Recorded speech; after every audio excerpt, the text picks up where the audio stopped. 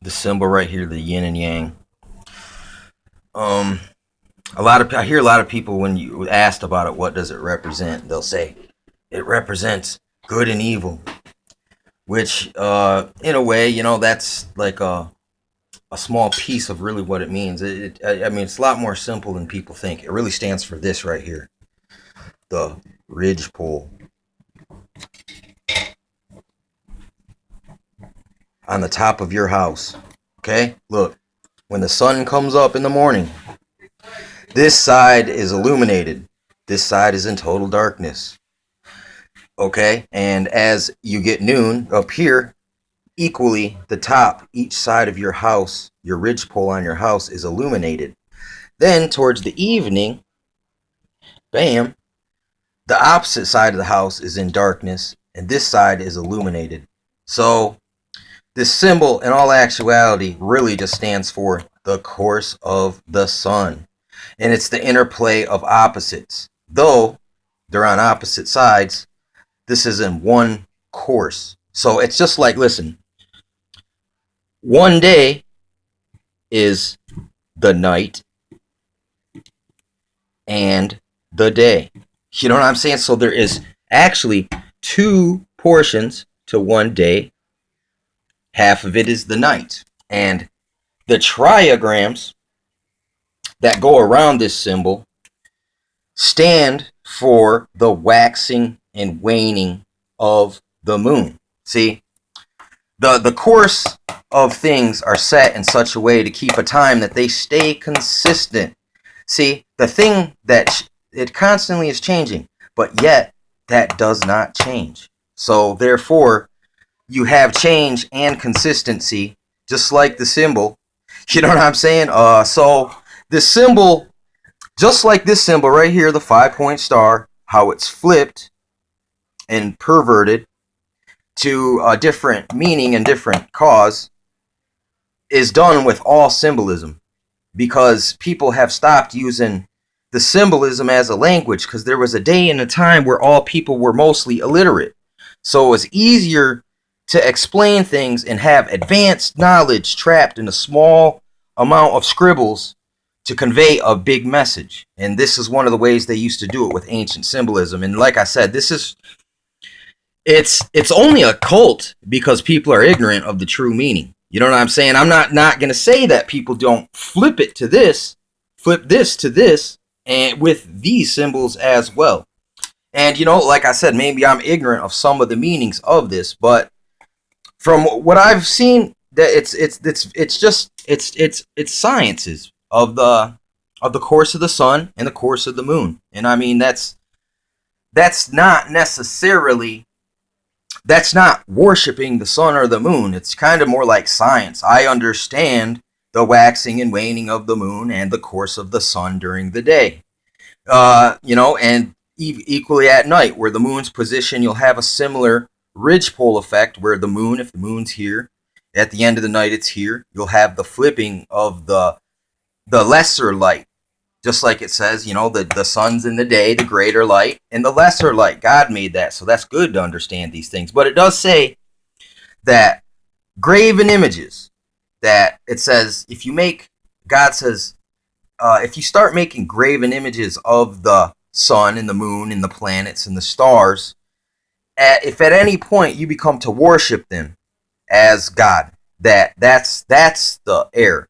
When people start to look at the sun and the moon and the stars, you know what I'm saying, and worship them as gods, and they deify them, they deify the creation over the creator.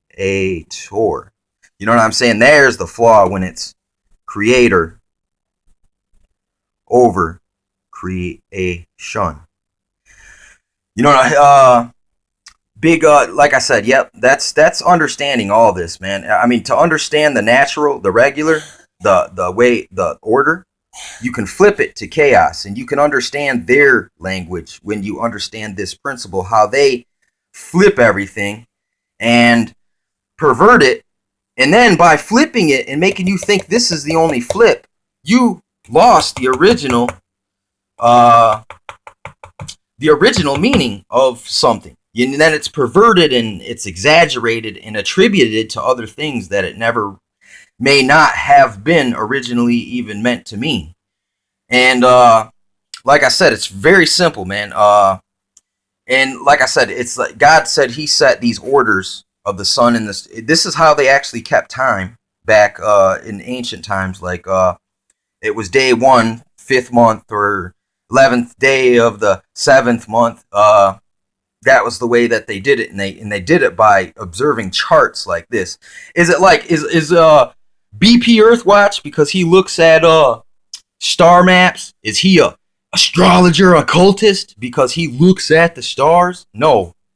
Is a person who uses the sun to navigate on the ocean, or the stars to navigate their way around the ocean? Are they occultists? Are they worshiping graven images? I mean, I don't think so. It's all about intention behind the reason you use something is what makes it either over the line or on the other side of the line. That's, you know what I'm saying? Is it on this side of the line? Over edification, deification, this side of the line. Just regular, seeing things for what they are, having knowledge, wisdom to understand and interpret natural signs. And then, if the order is ever corrupted, where the waxing and waning or the ridgepole effect doesn't work no more, well, that must be a fulfillment of all the stars and the course of everything being out of order, which is one of the prophetic warnings of the end times. The day will be darkened and the moon won't give its light. You know what I'm saying? So, I don't know. I just wanted to throw some extra clarity on the subject, since I've already, once you learn something, how are you going to unlearn it? And then once again, when you see people partially interpret it or interpret it from a weird view, with that, it's like, if you want to explain what this means, then you should explain this first. You know what I'm saying? Because that's scientific. There's no deification, no nothing. It's just science, man. So false science, there's false science, there's real science. You know what I'm saying? To understand real science is to understand creation from the perspective of understanding that there was a creator in the beginning that set an order, and that you can see this order by the way that these things maintain. The seasons it says in Enoch, it's prophesied that they will always be. There's no way that no one can really change it. I mean, they can mess with it, but they can't stop it. It's a force that it's out of their control. Only the person who set the order truly can upset it.